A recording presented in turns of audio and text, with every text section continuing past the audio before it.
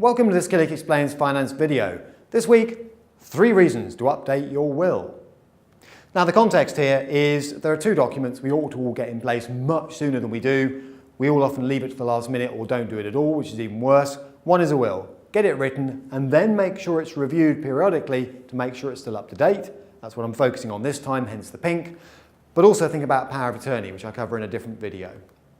These documents will help you and your family, and not getting them sorted can leave a colossal mess and hassle behind. Now, key will contents. The reason these are so important is basically you appoint your executor, who's going to look after your assets when you die and distribute them to the right people at the right time.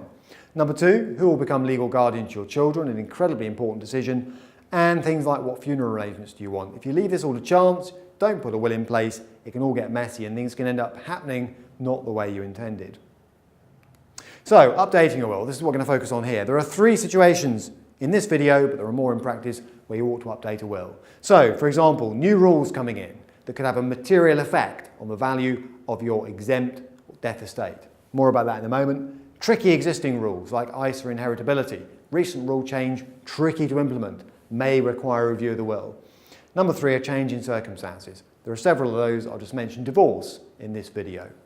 So just get you thinking. IHT rule changes. Now, this is a big one. This year we've got a new IHT allowance. So the basic problem is this. Inheritance tax is levied on your death estate and it's fairly penal. You're hit at 40% of the value of your assets on death. Now clearly, once you've died, you don't have to worry about that too much, but the people you leave behind have got to deal with this. So the tax is normally due within 6 months of death. So it's a large amount and it's due quite quickly, and that can create both issues in terms of the asset base you leave behind and cash flow for people scrambling around trying to find the money to pay the bill. So if there is a way that you could extend the amount of your death estate that's outside this tax, so much the better. And there is this year. So imagine you've got a death estate of £500,000. That includes your property, investments and so on. Now, under the existing rules, if you like the pre-new rules, there is a tax-free allowance of £325,000. That's been in place for quite a long time. The new rule, though, brings in an extra £100,000 to take the allowance up to £425,000. If you're thinking, so what? That could make a big difference. On an estate of £500,000, that's the difference between paying a bill, 40% tax, of £70,000 without this new band, or just £30,000 with it. So we're talking a pretty sizable impact here. Now, it comes with conditions. Death's got to occur on or after the 6th of April 2017. The home must be inherited by direct descendants. This is where the review might come in. In other words, where is the property going to go? Because if it's to direct descendants, this new band can apply, potentially less tax to pay. But I'll give one example here. If it's not a bloodline inheritance, so for example, if you've got siblings and the property is going to transfer from one sibling to another, let's say, then this new allowance won't apply. Now, a lot of people say, well, that's not fair, but it is the way the rules have been constructed. So, death estate value, another condition, mustn't exceed 2 million for this new band to apply. And the way it works is on a sliding scale. So eventually there will be a £500,000 allowance per person when you take the basic band and the new band and combine them. But it's going to take a little while to get there. That'll be in 2020-21. In the meantime, it's an extra £100,000. But the reason to review a will is just to see where property is going to go, to see whether you can take advantage of this new band. I'm not saying you change your will just for tax purposes, but worth thinking about.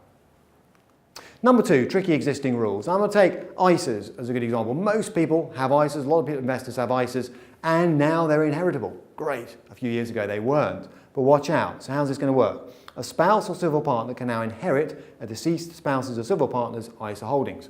Great. But the way it works in practice, be careful. What they get, the surviving spouse, is an additional permitted subscription, an APS, to give it the jargon name, equal to the deceased spouse ISA's assets at death. Now, here's the point. Basically, if somebody leaves behind their ISA assets directly to their spouse, then that spouse can take both the assets and the allowance together, if you like, subject to the rules of the ISA provider.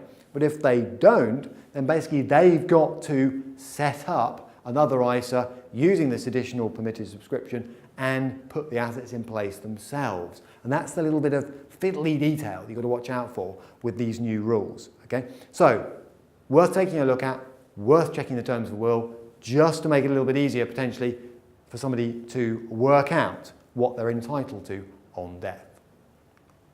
Number 3, a change in circumstances. Now, there are several changes in circumstances that could trigger a will review. Just going to deal with one here. This is the key point. A lot of people don't realise this.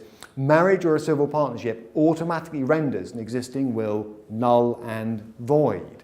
All right? The dissolution of a marriage or civil partnership does not. So if you remarry, people often think, it's human nature, or maybe I want to prioritise my own children, if you like, from children that I'm kind of acquiring through marriage. It does happen. Bear in mind, any previous will is void. So, without a will, your assets may not end up where you want them to go. The intestacy rules apply. It all gets a little bit messy. Situation worth avoiding if possible. So there you have it. 3 situations where it's well worth considering having set up a will, updating it, or checking its validity. Any questions, editor@killik.com. And to watch videos linked to this one, killik.com/learn.